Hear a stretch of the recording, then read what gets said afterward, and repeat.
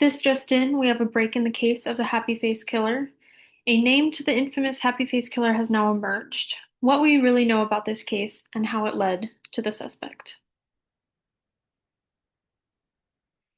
So what we know about this case so far was that after a false accusation made by Laverne Pavlinac and her boyfriend John Sosnovsky, they were tried and convicted for the murder of the first known victim, Tanja Bennett. However, once it got out to the news that someone else was taking credit for this crime, a newfound suspect, dubbed the Happy Face Killer, wrote a letter to the authorities claiming details of the case that were not made public and confessed to the murder instead. He signed his letter with a happy face, which ended up giving him the nickname the Happy Face Killer. Up until then, Laverne Pavlinac and her boyfriend were tried and convicted for the falsely confession of the murder. After more murders across the United States occurred, the most recent known victim, Julie Ann Winningham, was found to be the girlfriend of the newfound suspect, which helped crack the case. DNA forensic evidence and handwriting analysis then led to the suspect, Keith Jesperson, who's shown at the bottom. Up at the top was Julie Ann Winningham. Once police connected Jesperson to the murder of Julie Ann Winningham and the murders committed by the Happy Face Killer via modus operandi, etc., they were able to see where across the US and how he was able to travel. Later to find out, authorities told us he is a long-haul truck driver. Therefore, he has the transportation and means to be traveling across the country. Here's an example of his known crimes throughout the United States, showing the names, dates, and locations of the known victims. So here we have the penal codes from each state of the crimes that have occurred.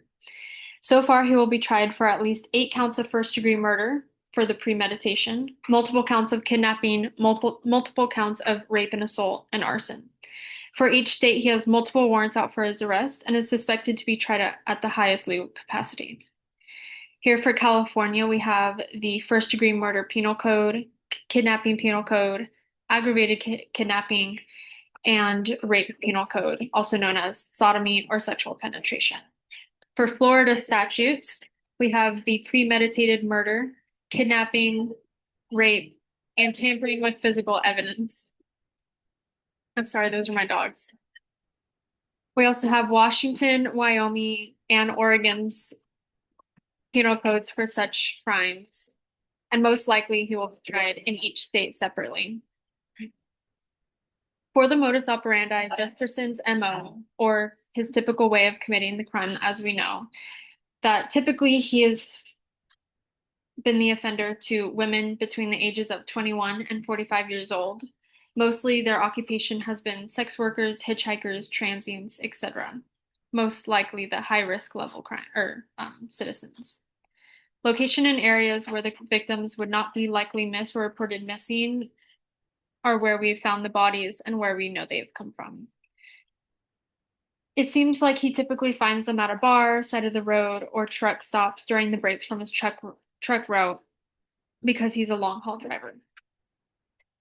Typically, he gains the trust of his victims, lures them back to his truck, and commits the crime. For the crimes itself, he would rape and or brutally beat them before killing them. He would strangle them either via rope, zip ties, or even manually. He had a signature of sending letters to the authorities, taunting the police, dubbing the nickname the Happy Face Killer. And after killing his victims, he's been dumping their bodies in remote locations in different states than where he had met them, ultimately making it harder so far for the police to connect them together.